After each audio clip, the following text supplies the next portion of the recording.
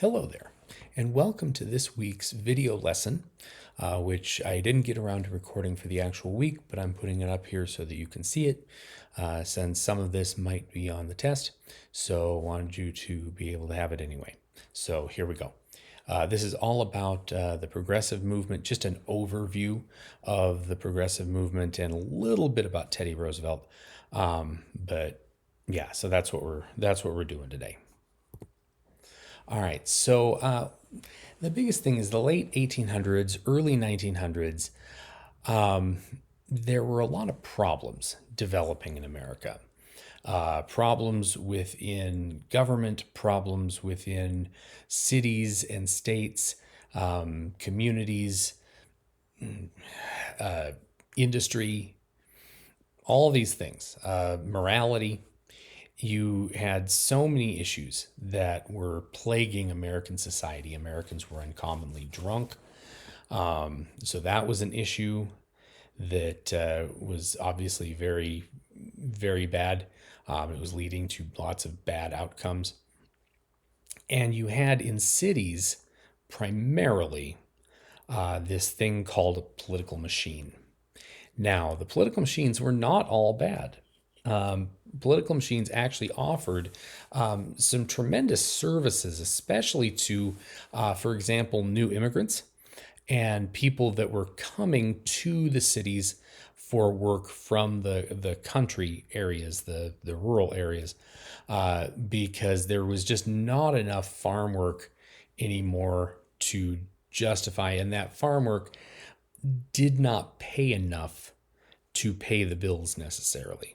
So you oftentimes had, especially a man maybe a young man, like a son, leaving the farm, going to someplace like New York City, someplace like Boston, and getting there and realizing, okay, I don't know where I'm going to live. I don't know where I'm going to, pardon me, where I'm going to work.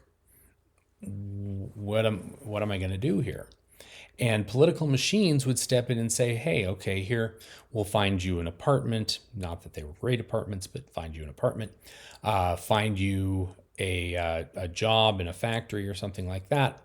And in exchange for that, even sometimes give you money or free food or something like that until you got on your feet with a job. But in exchange for all of those wonderful services, political machines would then say, hey, the election's coming up here in a couple of weeks. Don't shave your beard. Okay, because what would happen on election day is, okay, we're going to take this guy, send him through the voter area to vote, and he's going to vote for our people. He has a little slip of paper that shows him who he needs to vote for. Okay. And this was all too common. I mean, there was no real voter registration per se. Certainly no voter ID laws or anything like that. If the elections judge didn't recognize you from a prior vote, and sometimes even if they did, if they were working for the machine, then you got to vote again. So they would take the guy with the beard. He comes out the back from voting. They'd take him to a barber shop, shave off the beard. He just has a goatee. Okay, send him through the polling station again. He just has a goatee. Nobody recognizes him, and so he votes again. Take him back to the barber shop, shave off the lower part of the beard. So now he just has a mustache, and send him through again. Okay, so that's 1, 2, 3 votes now. Now they're shaving off the mustache, send him through. That's a 4th time. And then take him back to the barbershop and shave his head 5th time. And there were probably even ways they could expand that. They could probably get even more votes out of a person. They had dead people voting, and it was all so that the political machine could win the election so that they could then hand out those favors not only to new immigrants but to their own members and cronies. And so and they would do sometimes horrible, awful things, very corrupt things. There's a story that the new town hall or City Hall in New York City was the construction was controlled by the local political machine, which was known as Tammany Hall. That's the big New York political machine. And that's what you're seeing on the screen there. Is the one of the older bosses of Tammany Hall from back in the day, Croker, but how basically everybody revolves around him. But anyway, this construction project for the city hall, just one example, they hired a guy to do plaster, which is kind of like what we think of today as sheetrock, but different. And apparently he did a horrible job, and they had paid him princely sum of money to do the job originally. He then got to go back. They hired him to come back and fix his work. And he charged them like, I think it was $2 million or something like that. And all of these contractors were upcharging the city and then giving a kickback to Tammany Hall. And that was one of the ways that Tammany Hall maintained their power and obviously their wealth, was that they basically everybody was kicking back to the boss because the boss had done something for them. So yeah, that was kind of how, and this was not just New York City. There were political machines really in most major cities around the country. Some were even statewide organizations. Missouri had a statewide political machine. It was called the Pendergast machine because it was run by a guy named Tom Pendergast. And Pendergast actually contributed to getting Harry Truman not only elected to his first elective office, which was a county judge, but then elected to the United States Senate. In fact, one senator referred to Truman behind his back as the honorable senator from Pendergast.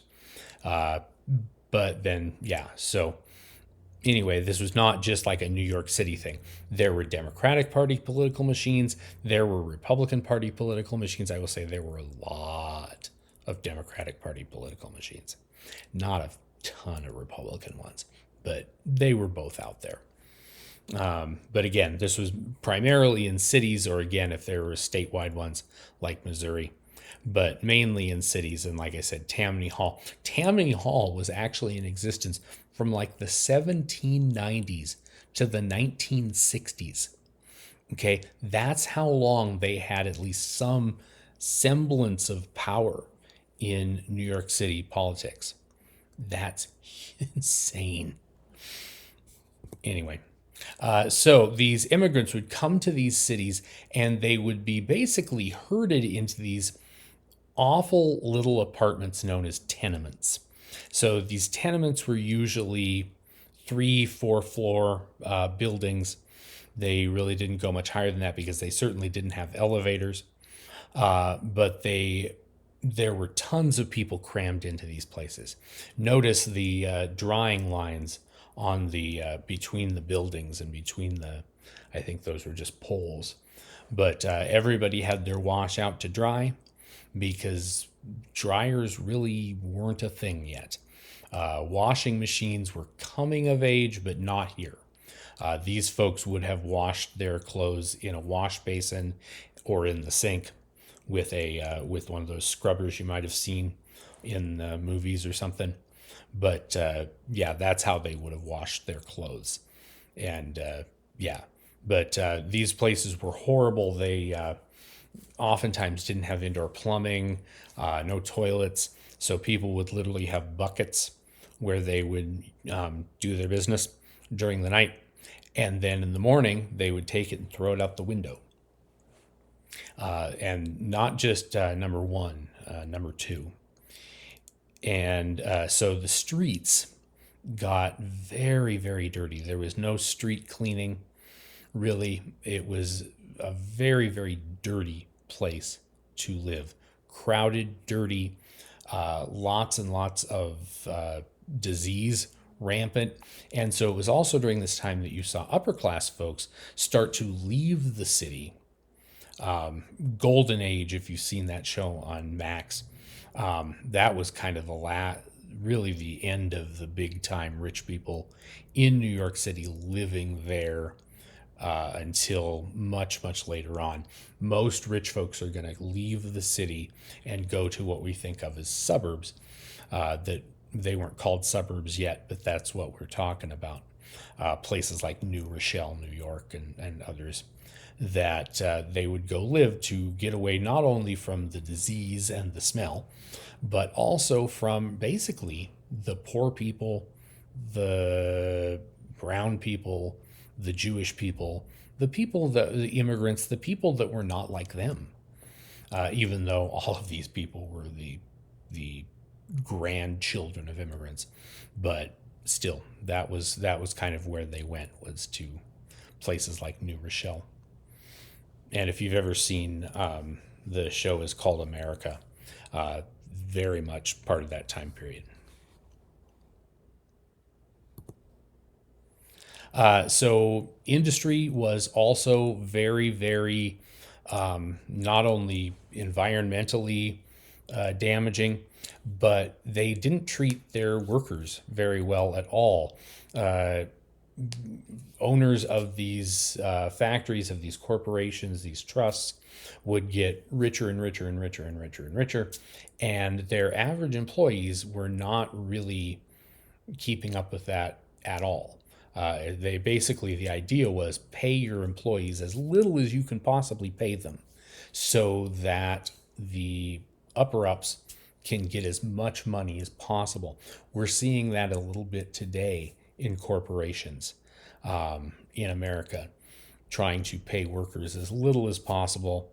We're seeing a little bit of a change to that now after COVID, since a lot of folks are saying, well, why wouldn't I just take government services instead of going to work when the government services pay better than going to work and I can actually be with my kids or something like that.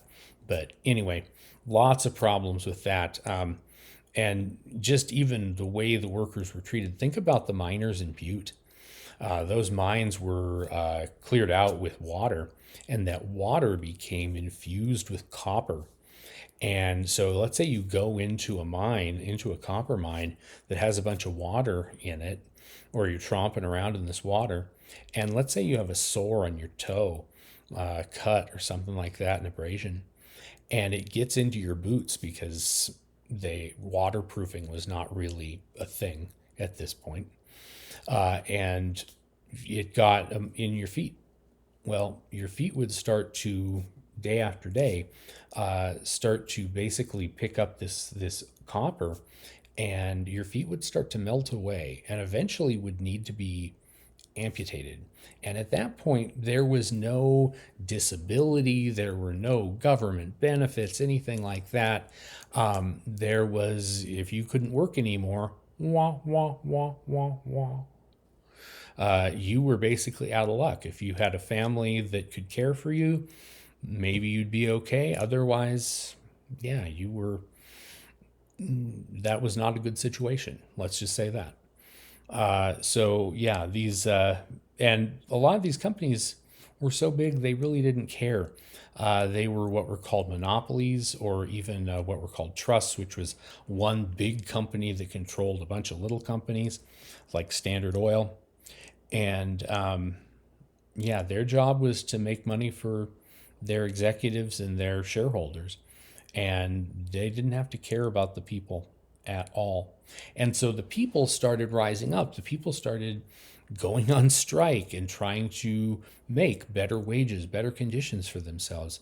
And sometimes they were successful. There was a coal strike that Teddy Roosevelt mediated in favor of the unions. It was the first time in history that a president had actually come out in favor of the working people instead of in favor of the factory owner, or the mine owner, I guess I should say. Uh, but that didn't always last. His successors, not so great on labor issues. So there was a lot of violence. These strikes were very violent. Sometime I can't actually show it to you in class because it's a lot of cursing, but you can watch the first, I think it's within the first about half hour, 45 minutes of a movie called Hoffa, which is about the life of labor leader Jimmy Hoffa. But it's a little later than this, but it really shows how violent labor strikes became. And really, a lot of these were just like excuses to go brawl. The factory owners, mine owners, whatever, would bring in people to break the strikes, either local police. Sometimes it was National Guard called in by the governor. Sometimes it was just they would hire a private force. One of those was the Pinkertons, which we may have talked about previously last semester. But the Pinkertons were basically a professional strike breaking force. They would come in, and that was their job, was to beat up union guys. They billed themselves as the Pinkerton National Detective Agency, but there was no detective work going on except rooting out who was maybe contemplating starting a union, and those people were going to, at best, be beaten up. At the best. At worst, more.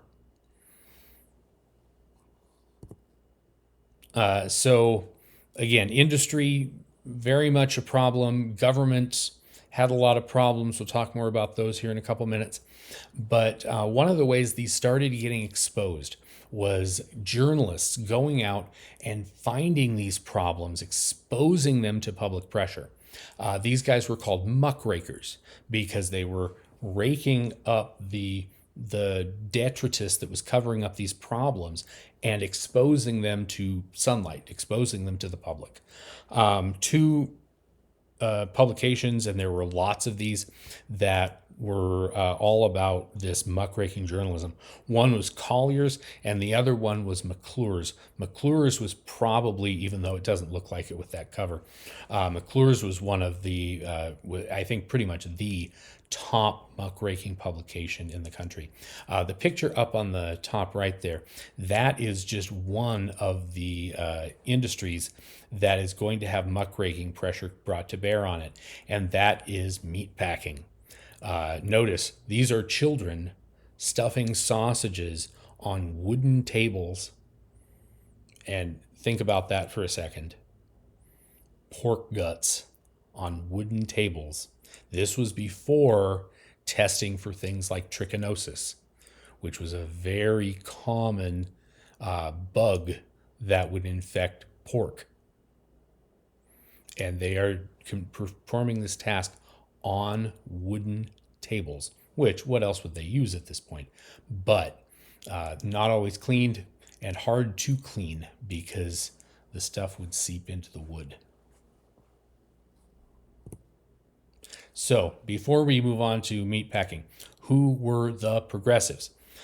So there were progressives across the political spectrum: Democrats, Republicans, Libertarians, Vegetarians.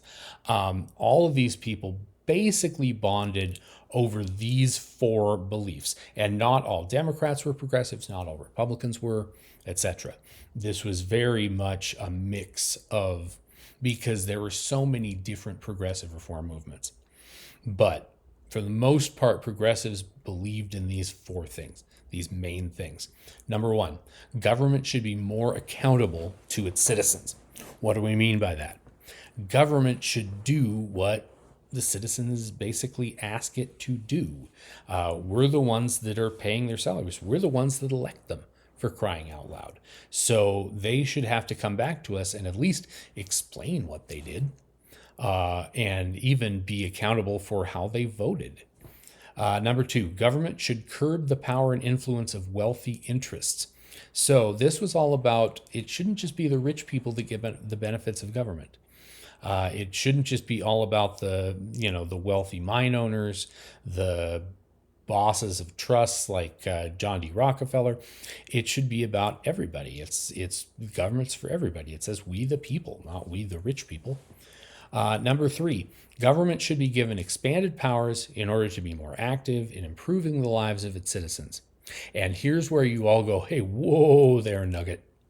Because you're thinking of this in modern terms, where we look at the government and we say, oh my God, the government has way too much power and they're, doing stuff we don't like and we're running up a massive debt and blah, blah, blah. Okay. And that's not discounting that at all. But you got to think back then, the government didn't have that kind of power, especially the federal government. There were no building codes, there were no health and safety codes, none of that kind of thing. There were no workplace safety no OSHA. Okay, nothing like that. And I know some of you are going, oh, OSHA's a pain in the butt. And yeah, to a certain extent it is. But imagine if there were no basic regulations and employers could do whatever they wanted to their employees. Okay, that's what they were dealing with at this point. So, giving the government expanded powers to be more active in improving the lives of its citizens sounded pretty good at the time, because people were coming around to the realization that somebody had to police this stuff. Okay, we couldn't rely on, oh, that guy's a real nice guy and he wouldn't do us wrong. No, that doesn't work that way. It's nice when it does, but it really, for the most part, owners of businesses are going to do whatever they can to make the most money possible, not necessarily what's best for their workers, unless somebody comes in and says, you have to do these things. Okay, so that's number 3. Sorry, that was a long one. And number 4, government should become more efficient and less corrupt so it can better handle its new role. So this one I think we can all get behind. More efficient government, less corrupt government, House members not taking bribes from people, stuff like that. So more efficient, only have as big a government as we need to do the job, and less corrupt. And I think we can all understand that. So it can better handle its new role. Okay, so those are the 4 things that most progressives are going to kind of jive with. Okay, so back to meat packing.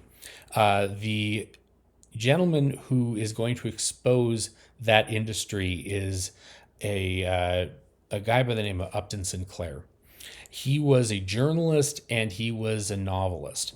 And he's going to write this book, The Jungle, that was supposed to be about the workers themselves and how they were treated. It was not necessarily supposed to be about the meat, but that was what was going to happen. And so when people read this, they get up in arms about what is written. And I'm going to play you an excerpt from this book. The meat would be shoveled into carts, and the man who did the shoveling would not trouble to lift out a rat even when he saw one. There were things that went into the sausage in comparison with which a poisoned rat was a tidbit. There was no place for the men to wash their hands before they ate their dinner, and so they made a practice of washing them in the water that was to be ladled into the sausage. There were the butt ends of smoked meat, and the scraps of corned beef, and all the odds and ends of the waste of the plants that would be dumped into old barrels in the cellar and left there. Under the system of rigid economy which the packers enforced, there were some jobs that only paid to do once in a long time, and among these was the cleaning out of the waste barrels. Every spring they did it, and in the barrels would be dirt and rust and old nails and stale water, and cartload after cartload of it would be taken up and dumped into the hoppers with fresh meat and sent out to the public's breakfast. Yeah, so anybody want lunch? Nice juicy hamburger? Maybe a nice greasy sausage patty? Yeah. This was what meat packing was like until Upton Sinclair wrote and published The Jungle. And it made its way into the hands of the most powerful figure in the country at the time, and that was Teddy Roosevelt, who was president.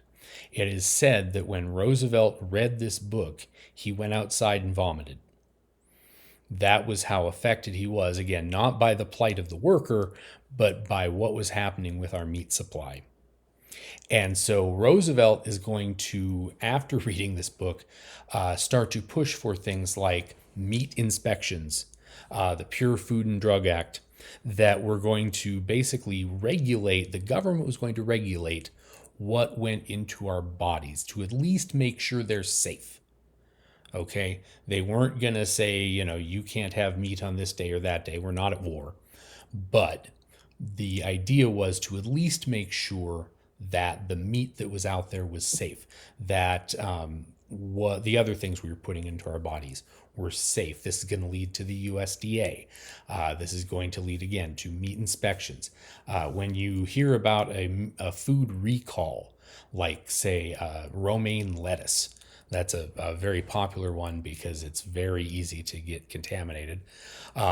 That's the system doing its job. I know it's a pain that for a few weeks we can't find salad, but that's the system doing its job to make sure that we're safe.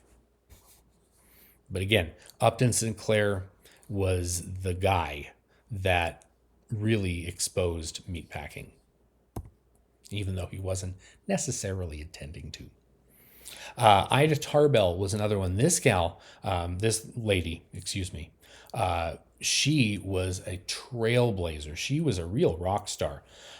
She was not only a female journalist at a time when there weren't that many, but she is actually going to rise. She's become the first female editor of a major publication. She became the editor of McClure's magazine after she had written for them quite a bit.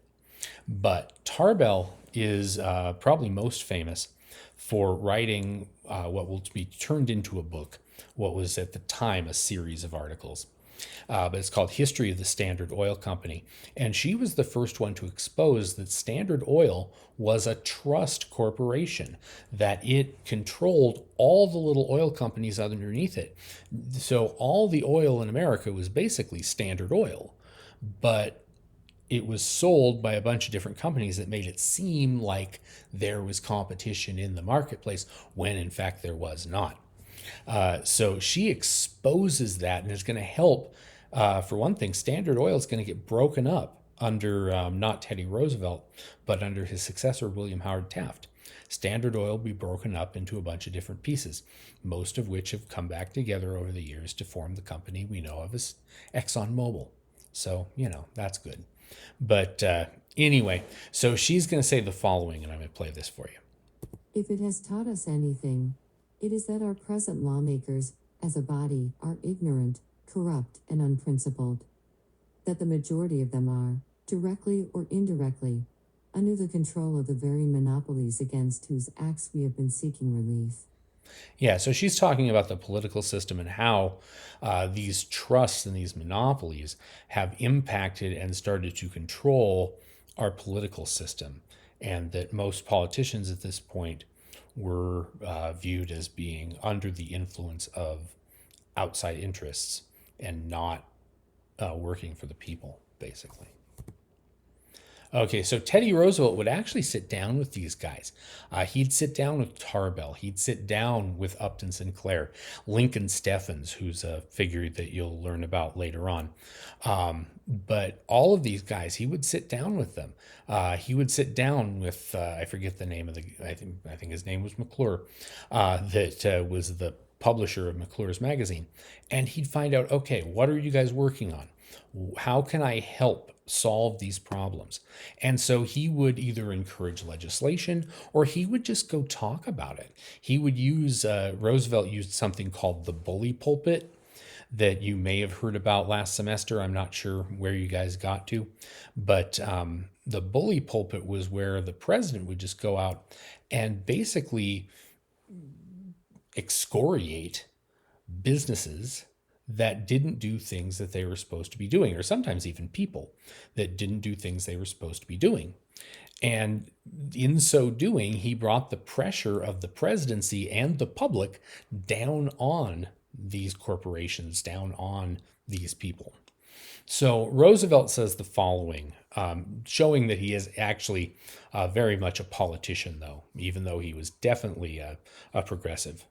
The men with the mock rakes are often indispensable to the well-being of society. But only if they know when to stop raking the muck. Yeah, so there were certainly things that Roosevelt held sacred that he certainly didn't want looked into or didn't want muckrakers to go about messing with or political friends of his. He was a politician. And he even had a couple personal things, like he abandoned his newborn baby daughter after both his wife and his mother died on the same day, by the way. And he went out and played cowboy in the Dakotas for several years and left his baby daughter in care of his sister. Yeah, so that's just, yeah, Roosevelt, good guy, but occasionally not such great judgment. Or, how would you handle that? Both your wife and your mom die on the same day. That's rough.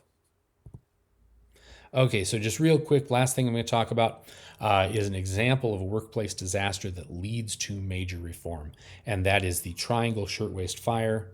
So the Triangle Shirtwaist Company was building what was basically ladies' blouses.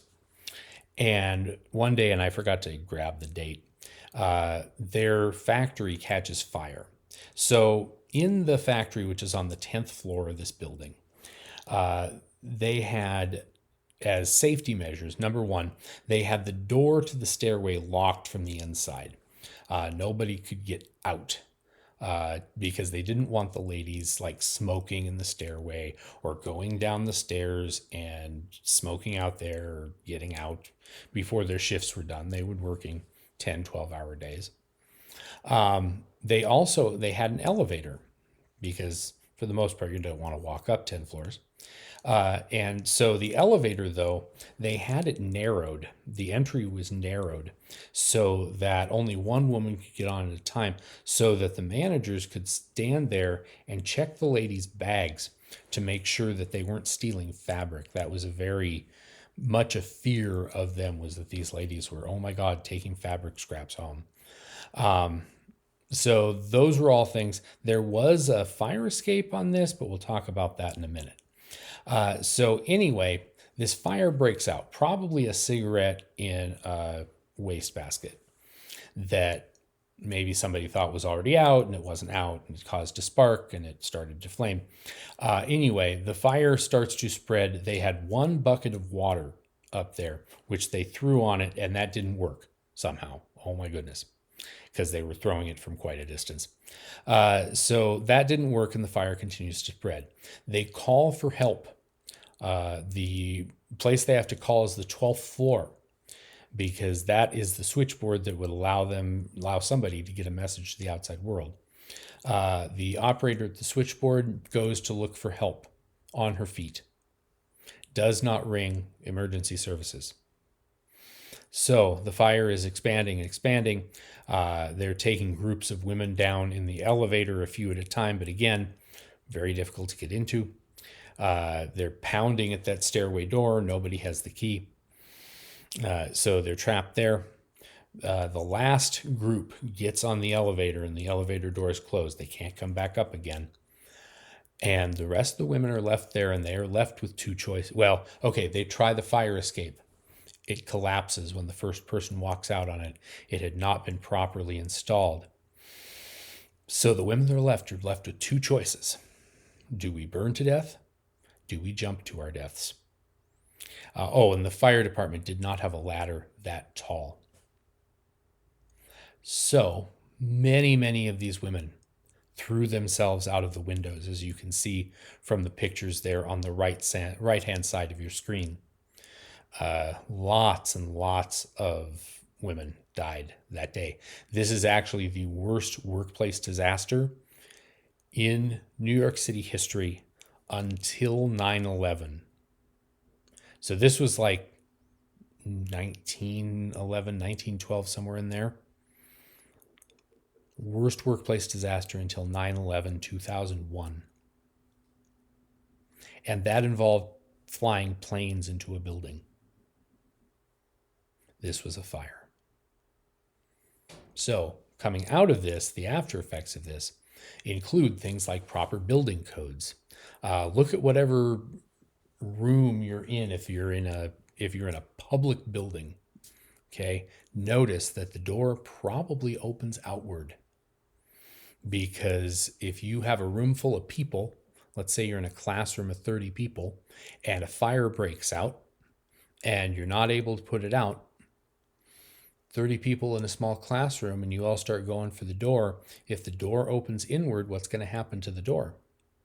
It's going to get trapped. It's going to get shut. Nobody's going to be able to get out if there's enough panic. So that's one thing. In public buildings, you will see doors open outwards. You see in a lot of places fire sprinklers, fire suppression systems. In our own CMR, we have very costly fire detection equipment and alarms to make sure that people get out safe. We have a protocol for that.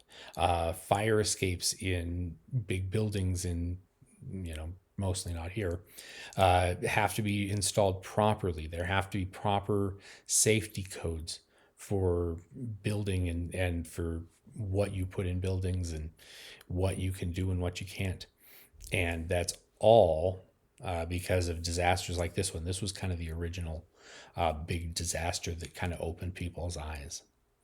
Okay, so anyway, that's where we're going to stop for today. I appreciate the time that you have given me today. I know this was a long one, but very important stuff. So thank you, and hope to see you again soon.